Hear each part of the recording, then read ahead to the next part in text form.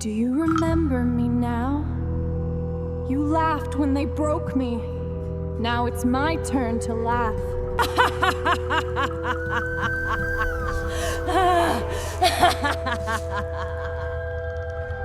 Arkbridge was not on most maps. Nestled between whispering pines and ancient granite hills of northern Maine, it was a town where fog never lifted and secrets never died. Tourists didn't come, the locals didn't leave, and every fall someone seemed to vanish into the mist. Eli Marsh, a rising star on the paranormal livestream circuit, was never one for caution. Armed with a drone, thermal cameras, and a thirst for views, he arrived in Arkbridge with his girlfriend Lena Graves and best friend Caleb Morton. They weren't chasing ghosts, they were chasing virality. What brought them here wasn't a rumor, but a very real object.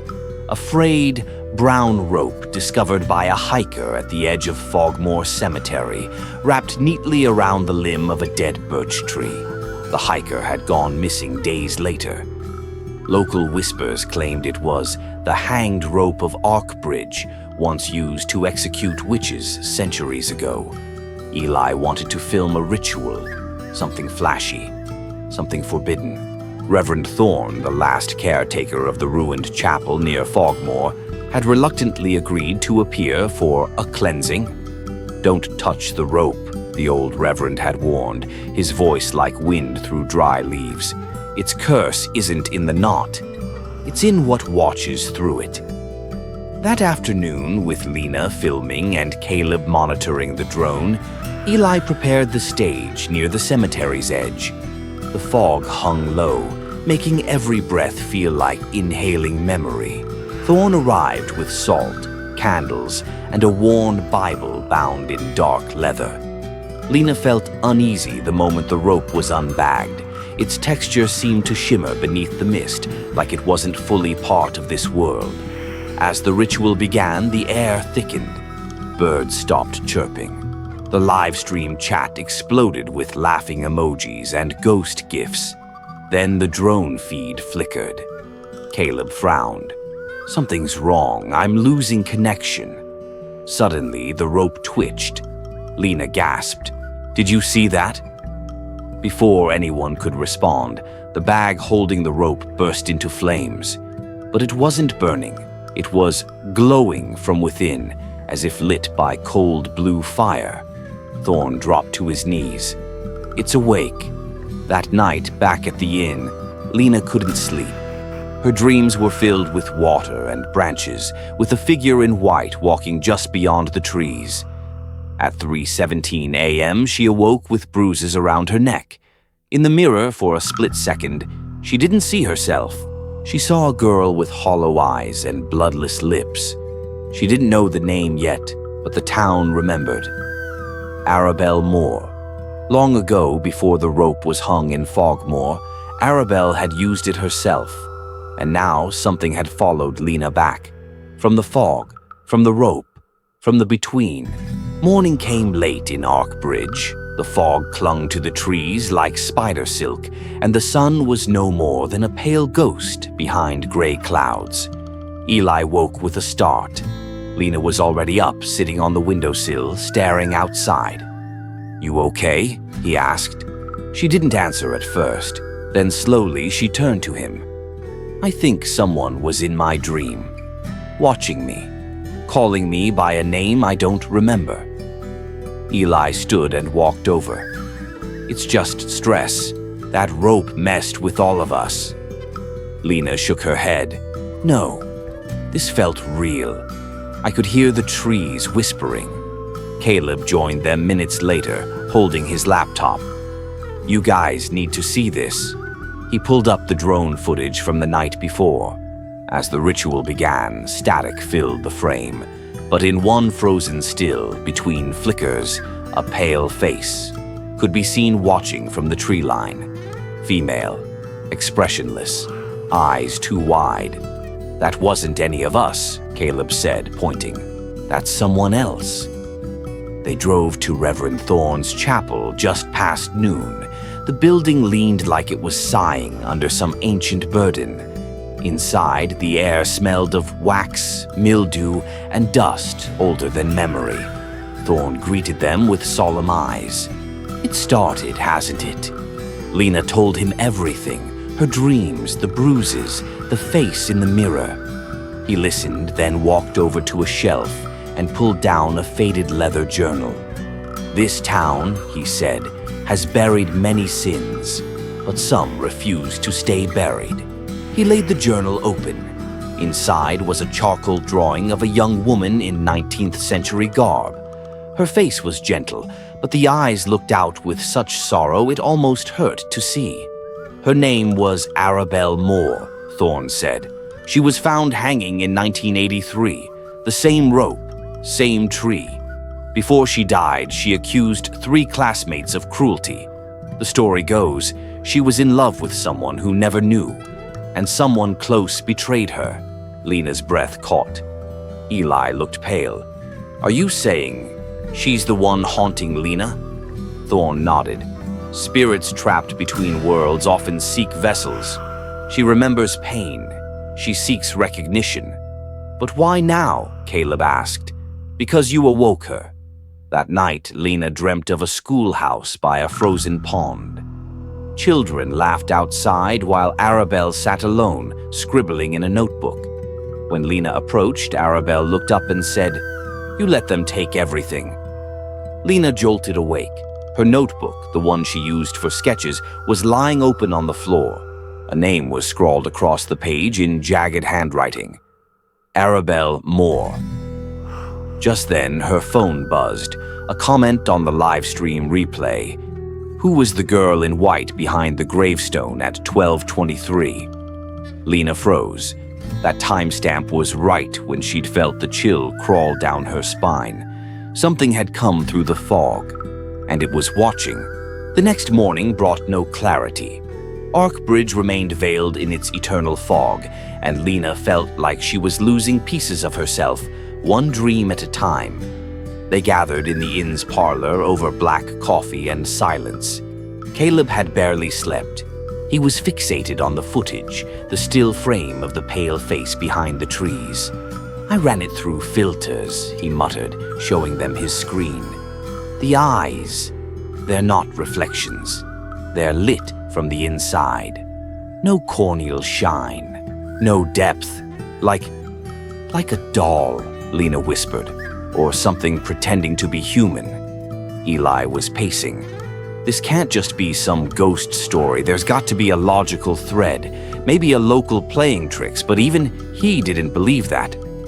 Before noon, they returned to Fogmore Cemetery. The spot where the rope had burned was now blackened earth, ringed with dead moss. Trees leaned away from it as if recoiling. Lena wandered alone among the gravestones. She stopped at a crooked birch tree, its bark peeling like parchment. At its base, she found something half-buried, a silver locket, ornate, engraved with a delicate A. She opened it. Inside was a faded tintype photo of Arabelle, younger, smiling faintly. On the other side, a lock of hair. A chill ran through her.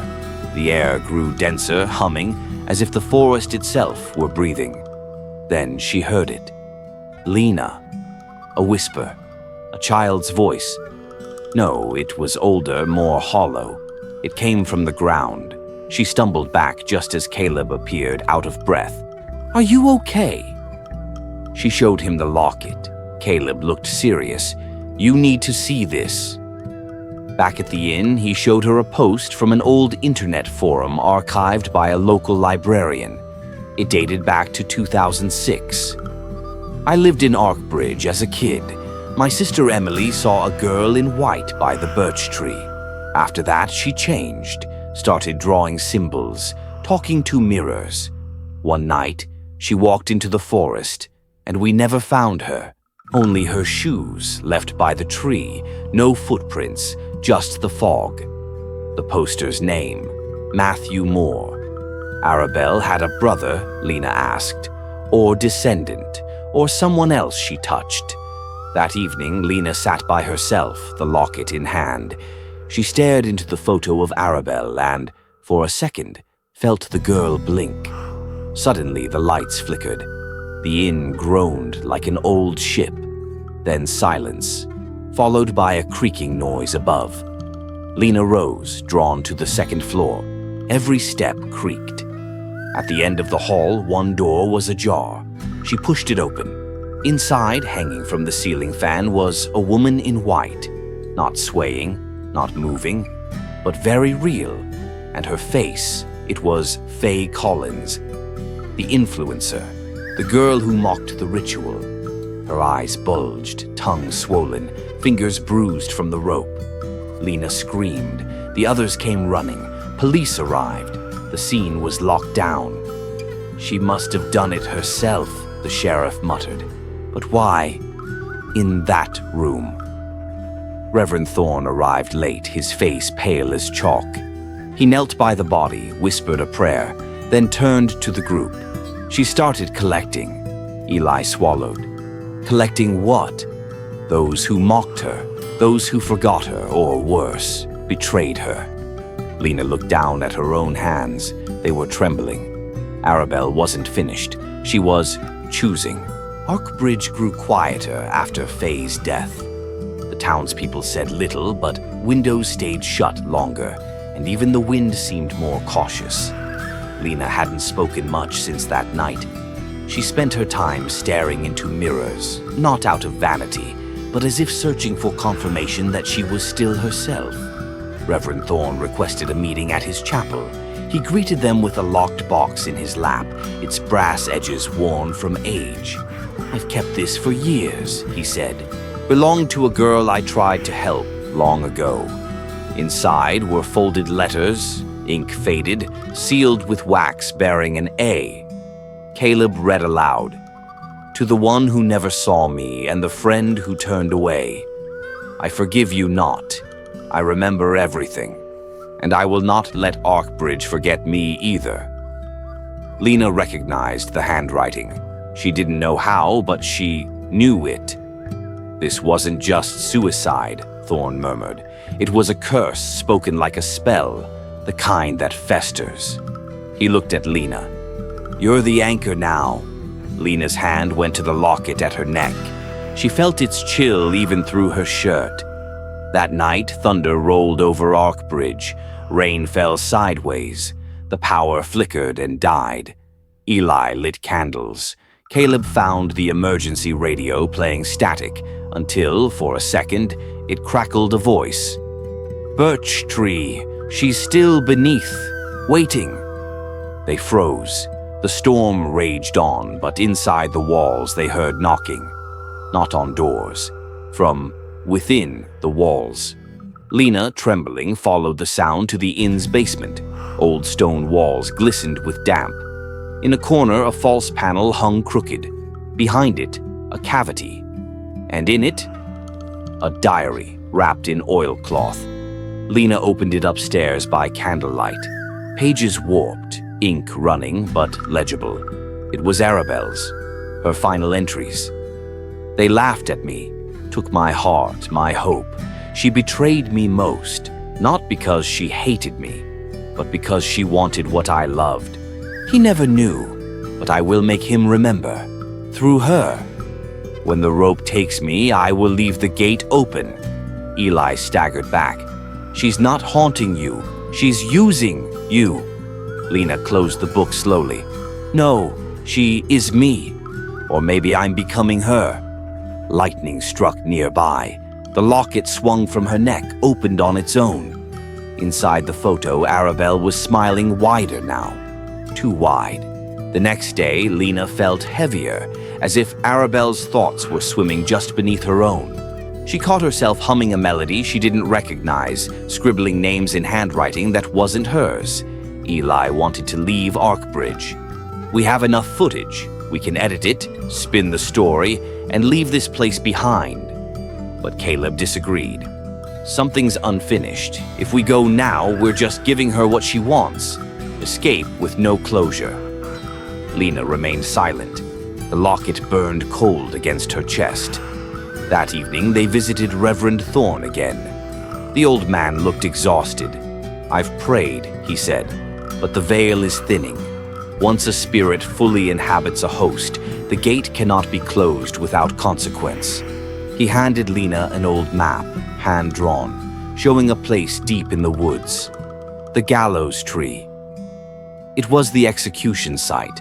The rope was first used there. Lena stared at the inked tree icon. She didn't remember being there, and yet she felt like she had stood under its boughs before. That night they hiked into the forest, lanterns in hand. The fog was thicker, pressing in from all sides. Trees groaned like they remembered. They found the tree near midnight, a twisted ancient oak draped in vines towering over the forest like a judge. Caleb examined the ground. Fresh footprints, recently disturbed soil. They dug with gloved hands, and beneath the moss, they found a wooden box bound in iron. Inside, bones, a small dress, and a second locket, identical to Lena's. "She buried herself here," Caleb whispered. Thunder rumbled overhead, then voices, whispers, dozens, surrounding them. The fog moved, revealing figures in white, standing motionless among the trees, all young, all expressionless. Lena's breath caught. She clutched her locket. Then one figure stepped forward. Not Arabelle, another girl. Her mouth opened and her voice echoed in Lena's mind. "You're the gate now. Through you, she will bring the rest." Eli pulled Lena back. "We need to go." But Lena didn't move. She stared at the figures, her body frozen, as if tethered. Arabelle wasn't just one ghost. She was many, tied to the rope, the tree, the betrayal, and they were all waiting to come through. Lena woke in the middle of the night, drenched in cold sweat. In her dream, the hanging tree appeared again, but this time there were 3 figures beneath its branches. One of them turned, Mallory Quinn. She bolted upright, opened her laptop, and typed Mallory's name with Arkbridge. An old news article surfaced. Tragedy in remote cabin. Mother and daughter found dead in suspected murder-suicide. She shook Eli awake. "I remember now," Lena whispered. Mallory was one of the girls who bullied Arabelle. They tracked down Mallory's last known address, a rotting wood cabin at the edge of Arkbridge. Fog pressed against the windshield. The front door stood ajar. Inside, Lena called out, "Mallory?" A soft footstep answered. Then a voice, "She's asleep. Doesn't like visitors." From the shadows emerged a woman, Mrs. Quinn. Her eyes were vacant, unnatural. Eli tensed. Lena backed away. They left. Later that night, a neighbor found the cabin door wide open and called the authorities. Inside, the police discovered Mallory lying lifeless in bed with a deep gash across her throat. Her mother, Mrs. Quinn, was found in the bathroom, hanged with a belt, her eyes wide with horror. But most disturbing of all, written in the blood on the wall above Mallory's bed, in shaky, jagged script, "She remembers us." No sign of forced entry, no fingerprints. Reverend Thorne heard the news. He sighed. "We don't have much time." That night, he arranged a final ritual at Lena's inn, not just to banish Arabelle, but to seal the door to the past. He chanted within a salt circle. Lena sat cross-legged, clutching the scorched pendant. Wind howled through cracks in the walls. "You who dwell in memory, speak your final truth." A voice echoed inside Lena. "Not vengeance, remembrance. Death ends, lies endure." Outside, someone stood in the mist. Eli rushed out, but no one was there. All he found was a half-burned photo. Arabelle, Michelle, Mallory, and Caleb beneath the hanging tree. Rain fell in violent sheets over Arkbridge as Caleb stumbled out of the abandoned chapel, soaked to the bone, breath hitching. He had seen something, no, felt something inside that cursed mirror. It wasn't just a reflection, it was Her, Arabelle. He ran.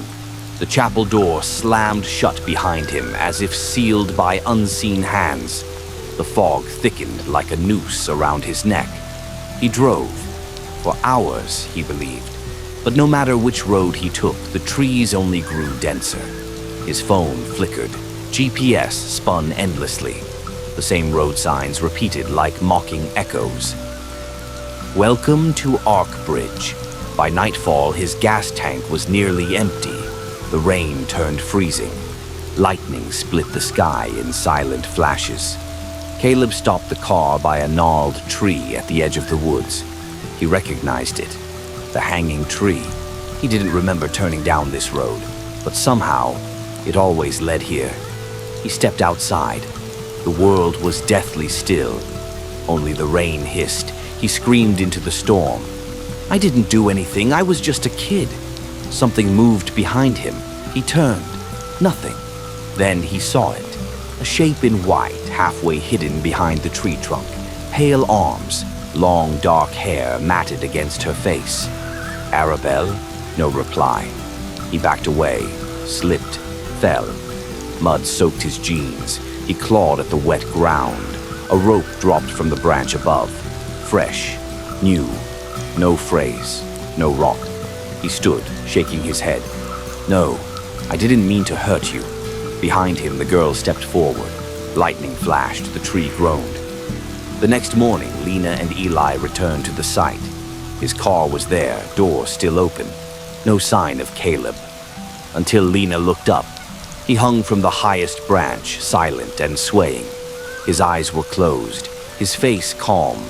No bruises, no struggle, just a faint smile, and on his shirt, scratched in with broken fingernails. The last apology. Lena wept beneath the tree. Eli stood frozen, pale as ash. 3 were dead now. Only 1 remained. Her. They burned the rope that night in silence. Lena watched the flames twist and hiss as they consumed the final tether to Arabelle's torment. The scent of burnt fibers carried something deeper, like singed sorrow. Only Lena remained. Eli stood beside her, a ghost in his own skin. He hadn't spoken much since Caleb's death. "Do you think she's gone now?" he asked. Lena didn't answer, because in her dreams, Arabelle still watched. The following morning, Lena returned alone to the tree stump. It was still wet, bleeding sap. The birds were gone. The air was too still. She placed a small wooden cross at the base, carved with 4 names: Michelle, Mallory, Caleb, and Arabelle. As she stood, she heard footsteps. A figure in a black coat emerged from the mist. Reverend Thorne stood at the edge of the clearing. Barely. His hands shook. His eyes were hollow. "She's not done," he whispered. Lena froze. "Burning the rope delays her, but it does not end her," Thorne continued. Arabelle's pain was rooted in betrayal. The knot tightens when truth is hidden. He handed her something, a box of old letters. Inside, Arabelle's diary, notes, and a final letter. Never delivered. A confession. The girls didn't just bully her. They tricked her into believing she was loved, only to humiliate her publicly. It wasn't just teasing. It was cruelty designed to destroy her. And the boy she had written all those love letters to? The one they pretended returned her feelings? Eli. Lena's breath caught. Eli Marsh. He had never told her. He stood behind her now, pale, still. "I didn't know," he said softly. "They told me to stay away from her, that she was weird. I didn't even read the letters, I just..." Lena turned to him, heartbreaking. "You were the last thread." Eli knelt by the tree. She died thinking I hated her. Lena placed the diary at the stump. A small candle flickered to life beside it. "She deserves truth," she said. That night, they returned to the hanging tree.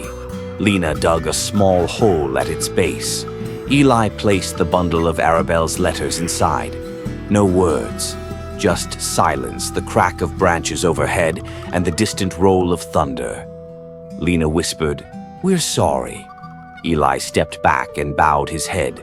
Then, together, they tied a new piece of rope into a loop, not to hang, but to leave upon the tree as a symbol. A circle closed. They carved one final name into the cross. Arabelle Wynne. A wind stirred. The candle went out. But the tree did not bleed. Weeks passed. The fog over Arkbridge thinned. The hanging tree stump rotted naturally. Lena stayed. Eli left. He left behind a letter for her. "I'll never forgive myself, but maybe she can. Maybe one day, we all can." Lena opened a center for youth counseling in the old inn. She kept Arabelle's pendant in a drawer. Some nights she hears one creak on the porch. She never checks, but she always whispers, "I see you, Arabelle. I remember." And for now, the night stays still. Do you remember me now? You laughed when they broke me. Now it's my turn to laugh.